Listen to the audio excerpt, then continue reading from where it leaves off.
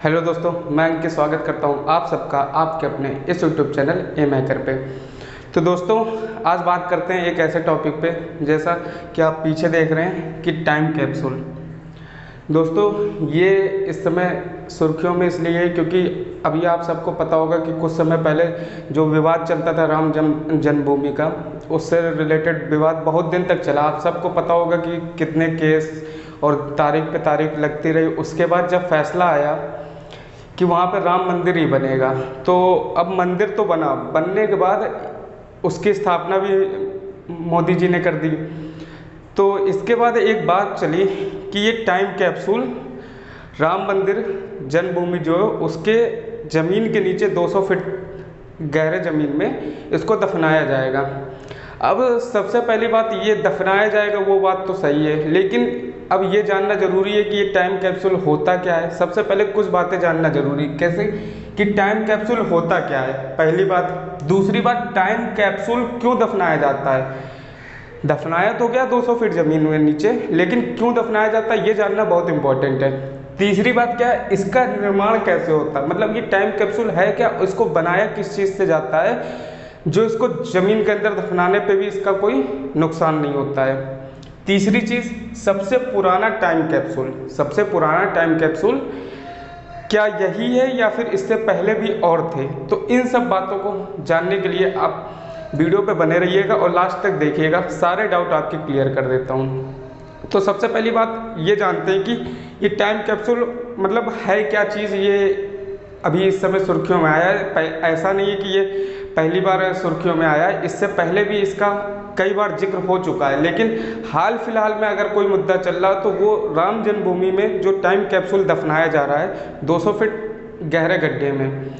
तो ये होता क्या है, कैसे क्या होता है, सब जानते हैं। तो सबसे पहला इसको मैं मिटा देता हूँ। सबसे पहले आप देखते हैं पहला पॉइंट कि टाइम कैप्सूल होता क्या है। तो दोस्तों, जैसा कि आप सब लोगों ने सुना होगा कि पुराने इतिहास को बचाने के लिए म्यूज़ियम बनाए गए, कई चीज़ें तरह तरह की बनाई गई हैं। आप कभी ना कभी म्यूज़ियम गए होंगे, चीज़ें देखे होंगे, वो बस इसलिए बनाई जाती है कि हाँ, पुरानी चीज़ें जो मिली हैं उसको आगे तक लोग देखते रहे और कैसी चीज़ें हैं, किस तरह की होती हैं, दिखने में कैसी थी पुरानी चीज़ें जिसको हम लोग नहीं देख पाए, इसलिए म्यूज़ियम बनाया जाता है।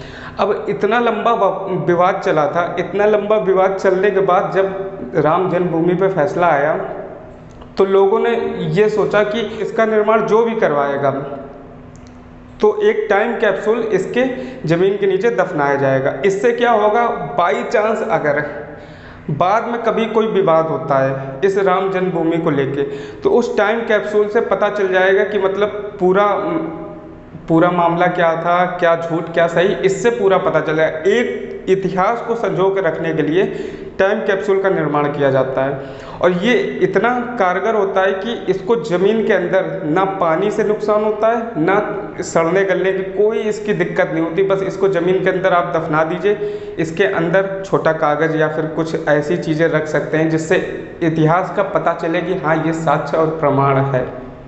तो दोस्तों, ऐसा नहीं है कि ये पहला ये टाइम कैप्सूल दफनाया जा रहा है, इससे पहले लाल किला में भी दफनाया जा चुका है, IIT कानपुर में भी दफनाया जा चुका है और ये आपका चंद्रशेखर विश्वविद्यालय जो कानपुर में है, इसमें भी पहले इसको दफनाया जा चुका है। तो मेन पॉइंट ये निकल के आता है कि ये किस लिए दफनाया जाता है, पुराने इतिहास को संजो कर रखने के लिए, और भविष्य में अगर कोई वाद विवाद होता तो उससे पता चल जाएगा कि क्या सच क्या झूठ है। तो चलिए दूसरा इसका पॉइंट देखते हैं। बाई चांस फ्यूचर में अगर इस विवाद का सामना फिर करना पड़ जाए तो बिना किसी दिक्कत को, बिना किसी परेशानी से और सबूतों के साथ इसको सुलझाया जा सके, इसलिए कुछ दस्तावेज इसके अंदर रख के ज़मीन के अंदर दफना दिया जाता है। तो दोस्तों, ये तो बात हुई कि टाइम कैप्सूल क्यों दफनाया जाता है ज़मीन के अंदर। अब दोस्त तीसरा पॉइंट आता है कि इसका निर्माण होता कैसे है, टाइम कैप्सूल का निर्माण होता कैसे है। इसका निर्माण करने के लिए एक विशिष्ट प्रकार के तांबे का यूज़ किया जाता है।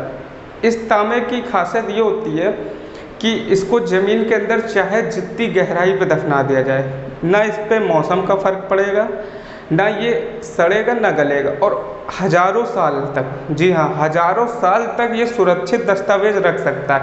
अगर हज़ारों साल बाद भी आप इसको निकालते हैं बाहर, तो इसके अंदर जो दस्तावेज होंगे वो आपको सुरक्षित मिलेंगे, उस पर कोई भी नुकसान नहीं होगा।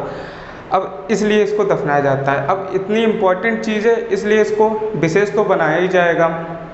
अब फिर आपकी बात आती है कि सबसे पुराना टाइम कैप्सूल, जी हाँ सबसे पुराना टाइम कैप्सूल किस समय मिला था और कहाँ पे मिला था, ये जानना ज़रूरी है। सबसे पुराना टाइम कैप्सूल जो है, आपको ये लिखा है स्पेन के बारगोस शहर, स्पेन में एक जगह है बारगोस, वहाँ पे मिला। और कितने साल पुराना था ये? 400 साल पुराना। अब इसी से अंदाज़ा लगा सकते हैं 400 साल पुराना वो टाइम कैप्सूल था। उसके बाद भी जब उसको ओपन करा गया ना, जब उसको खोला जाने के बाद भी उसमें दस्तावेज़ बिल्कुल सही सलामत थे। उसमें ईसा मसीह जी की एक प्रतिमा भी मिली थी, और प्रतिमा के साथ जो दस्तावेज़ थे उसमें पुराने, मतलब आप समझिएगा कि 1777 के पुराने दस्तावेज थे, जिसमें लिखा था आर्थिक मंदी और राजनीतिक कारण कई चीज़ें मतलब ऐसी मिली थी। तो अभी तक अगर सबसे पुराना दस्तावेज की बात करी जाती है तो इसी को माना जाता है। स्पेन के बारगोस में मिला था जो सबसे पुराना टाइम कैप्सूल, और वो 400 साल पुराना था। इसको ध्यान रखिए, 400 साल पुराना था, और इसमें 1777 की बात हुई थी। और जब इसको खोला गया तो किसकी प्रतिमा मिली ये भी जानना जरूरी है, ईसा मसीह जी की प्रतिमा मिली थी। तो दोस्तों इसी प्रकार से आपको जैसे बताया था कि लाल किला में भी टाइम कैप्सूल दबाया गया, और आईआईटी कानपुर में भी। आईआईटी कानपुर में फरवरी 2010 में पूर्व राष्ट्रपति प्रतिभा देवी सिंह पाटिल जी ने आईआईटी कानपुर के पिछले 50 साल के इतिहास को संजो के रखने के लिए एक टाइम कैप्सूल आईआईटी कानपुर में भी दफनाया गया ज़मीन के अंदर। ऐसे ही चंद्रशेखर विश्वविद्यालय जो कानपुर में, उसके भी पुराने दस्तावेज को संजो के रखने के लिए दफनाया गया। तो सारी बातों से आज एक बात ये समझ में आई कि टाइम कैप्सूल एक ऐसी चीज़ होती है जिससे आप इतिहास को संजो कर रख सकते हैं, और आप अगर आगे आने वाले समय में कभी इसकी ज़रूरत पड़ती है तो उसको ज़मीन से निकाल के उस चीज़ की जानकारी ले सकते हैं कि क्या सच और क्या झूठ है। राम जन्मभूमि के ज़मीन के नीचे इसको दफनाया जा रहा है, क्योंकि इतने विवादों के बाद इस पर फैसला आया। और अगर बाई चांस कभी फिर विवाद होता है तो सबूतों का अभाव ना रहे, इसलिए इसको दफनाया जा रहा है। तो दोस्तों हमें नहीं लगता आप टाइम कैप्सूल के बारे में आपको कोई जानकारी देनी रह गई है। मिलते हैं अगली वीडियो के साथ, तब तक के लिए जय हिंद जय भारत।